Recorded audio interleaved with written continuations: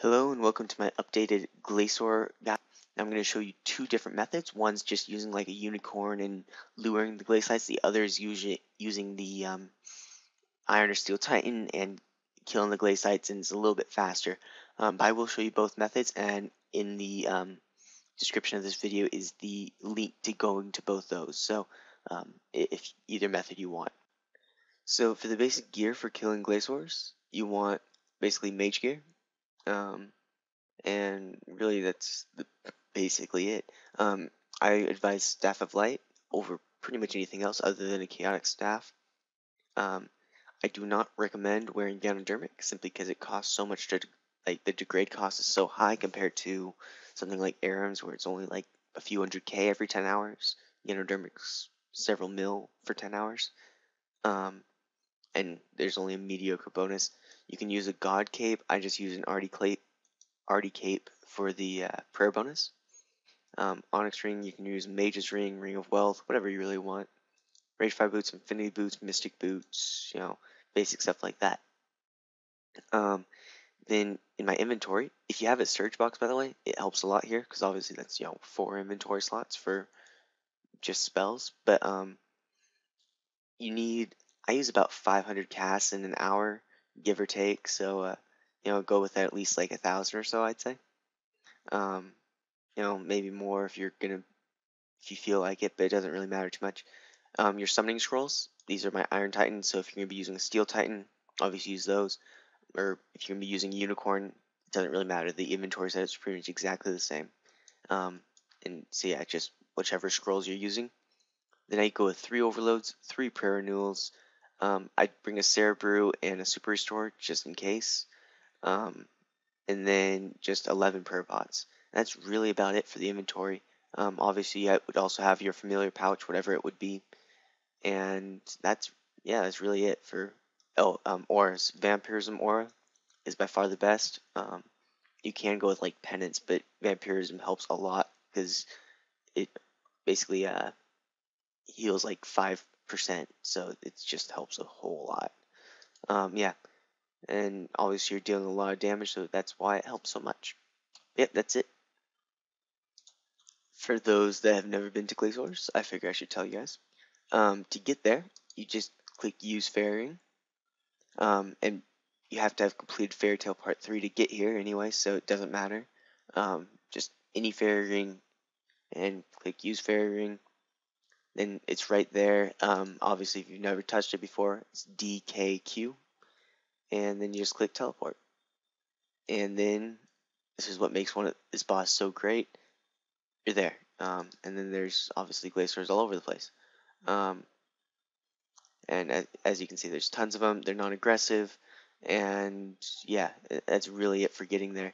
And this is also very convenient in case you do die. Obviously, it's not hard to get to a fairy ring. I mean, you can get back in under a minute if you try.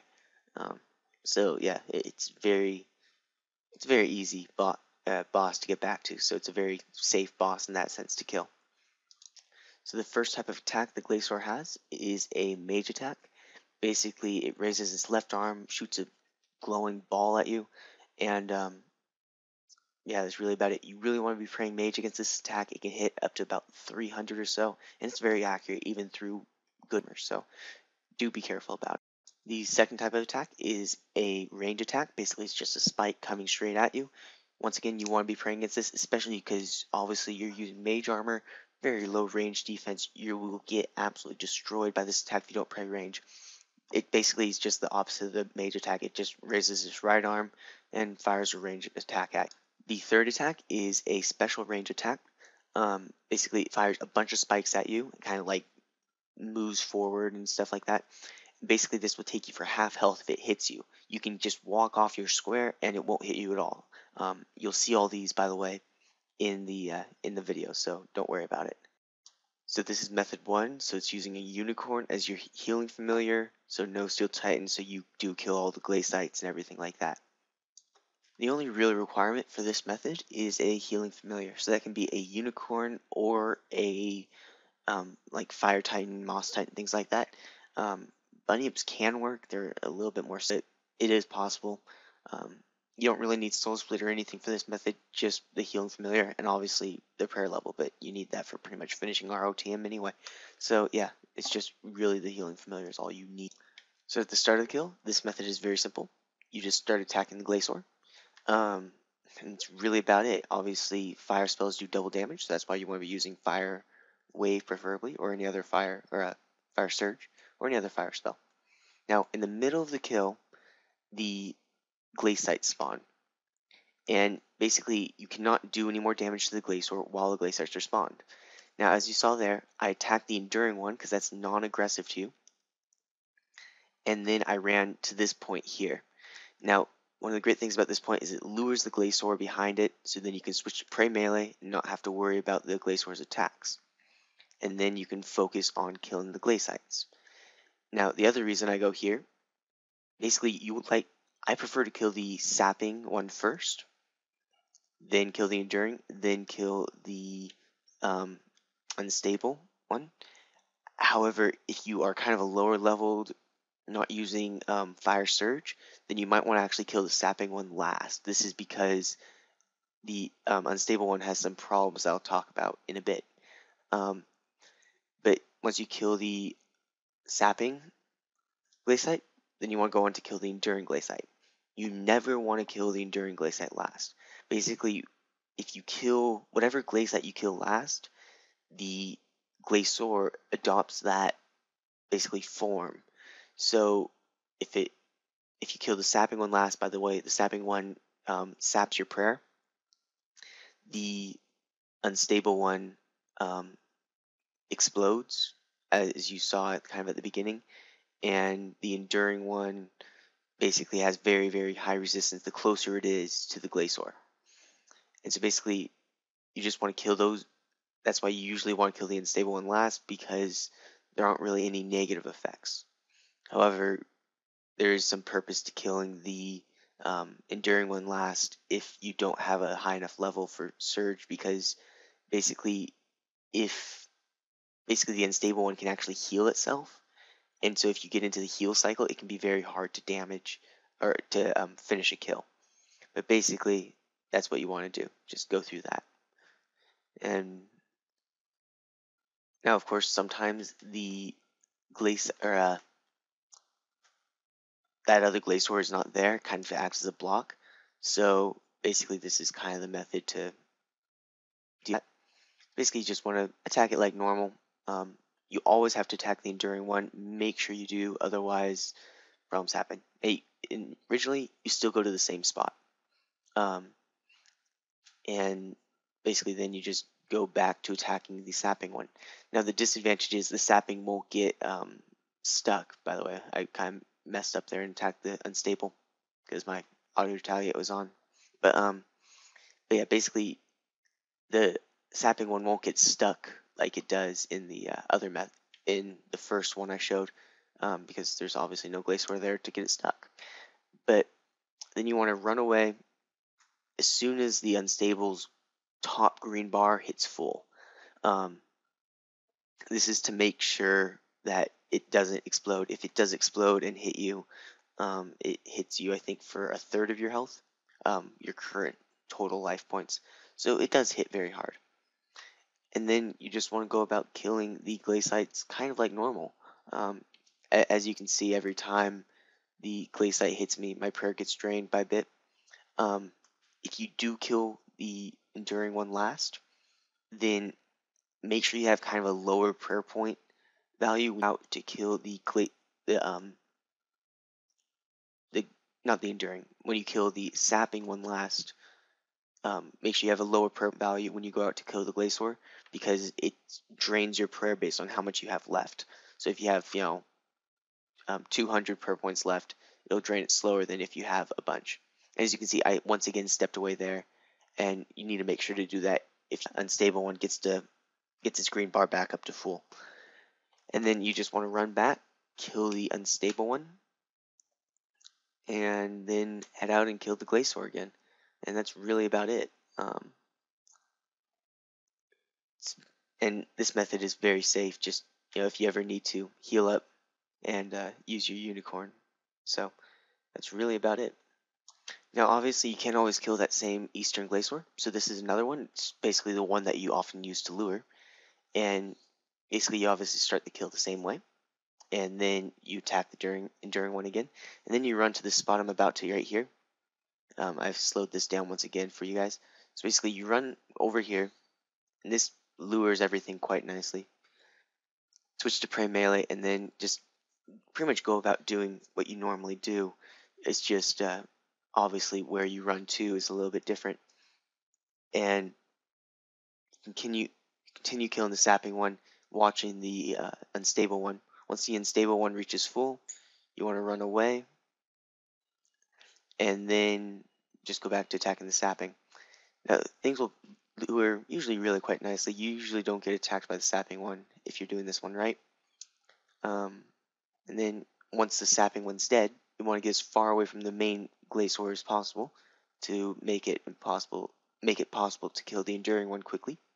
So that's why I run back here, and then you just attack the enduring one. Now, if that other Glacor wasn't there, then actually the way I ran that one would probably put the unstable one on the northern side of me and the enduring one right next to me. But with that Glacor there, it makes it a little more difficult. And but it's not a big deal. Both work. This method just works well, no matter what, really. And then just had to pot up real fast. And then pretty much that's it for this method. And the exact lure spots for you are going to change a little bit depending on how you feel comfortable doing it. But that's pretty much how you do it. And that's pretty much all you really need to know. And then you just go back and kill the Glacor. Which obviously you just kill normally. So, yep. And here's method 2, using an iron or steel titan to help kill the glacites. So the requirements for this method, you need 95 plus summoning. It's not possible to do without an iron or steel titan. I've tried. Iron and steel titan are by far the best familiars for this. And you need 92 plus prayer for soul split. You cannot do it without soul split. And you also need to be really good at soul split flashing. Basically because you're going to be soul split flashing and then flashing back to your protection prayer. So that makes this method a lot more difficult than the unicorn method. So you start the kill pretty normally. Obviously you have a iron titan or steel titan instead. And the hardest part about this method is prayer switching. You have to be soul split flashing. There's really no other way to do this. You can't carry enough food to make it worthwhile. So basically, yeah, you just have to really learn how to prayer flash. It's not hard once you get it down, but it does take a little while. Now, when the glacites spawn, basically you want to attack the enduring like normal. You want to kind of run away and basically have your iron or steel titan attack the enduring or the sapping one, and you want to use its specials and everything as much as possible while you kill the enduring one. Now, a lot of people for this also find it helpful to bring like a rapier or a polypore or something like that. I don't. Obviously, also you want to watch for the unstable one to explode and then run away from that. But I don't find that really that problem. But it is something to consider. And then you also, I'm kind of failing here, you want to be watching the attack coming in from the Glacor, making sure you're prayer switching to that accordingly. Obviously, because you want to make sure you're staying alive. And that's what really does make this method so difficult, because you have to be watching so many things at once. You have to be watching the unstable, the attacks from the Glacor, all of it, and obviously watching for specials, all that stuff. So that's what makes this method a lot harder than the unicorn method, just because there's so much more to pay attention to. But and also you have to pretty much know how to soul split flash to make this method work. But yeah, other than that, it's a pretty standard method. And also a very good method. It does speed up kills by quite a bit, and makes it quite a bit easier. So here's another kill using this method. By the way, for this method, unlike the unicorn method, it really doesn't matter where you kill these, simply because you're just running away. It's not like you're gonna have to lure specifically or anything like that. And so that makes this method quite a bit easier to find spots to do. because obviously, other people take up a lot of the good lure spots. So as one reason that I kind of like doing this method as well. And this one I'm just kind of failing at the beginning here, splashing as much as I do, just really annoying. But yeah, it's just really, really important to be able to soul split flash for this method. I can't explain how important that is. And also really paying attention, because I too almost die during this kill, as you will see. And you know, other than that, this method really isn't that complex. It's just like there's not really any complex luring or anything like that. It's just learning how to use your iron and steel titan quickly, and really just getting that down. Um, and if you don't do that, then it makes this method a lot harder. Um, and you will probably die quite a bit while learning this method. I'm gonna be completely honest with you. I've died a lot on this method. Um, as you can see here, I got hit twice by mage attacks, which is something you really need to avoid. Um, even in mage gear, you're still getting hit quite hard by mage attacks. And then, yeah, if you just go back, kill the Glacor. And this method shouldn't. This method can get you about 60 kills per hour. Be difficult to do though. And really, yeah, that's about it. As you can see, you really have to be careful flashing with that kind of low health. Normally, that's why I bring the brew, but I kind of wanted to challenge myself to get that done right. I still missed a purse switch there. But yeah, that's it for this method. Well, thanks for watching. I do hope it helped. It's a very difficult thing to do to kill these glaciers, but when you get it down, it helps a lot. And obviously, you can get some good boot drops. I've gotten, I think, 3 Glaven boots, 2 Rage Fires, and a Steadfast myself, and probably 100 shards or so. So, well over 100 shards, really. And so, it is a really great money making boss. And then, so yeah, on probably tomorrow, I think, is when the update will be released. So I will release a guide on the new Runescape game, or update.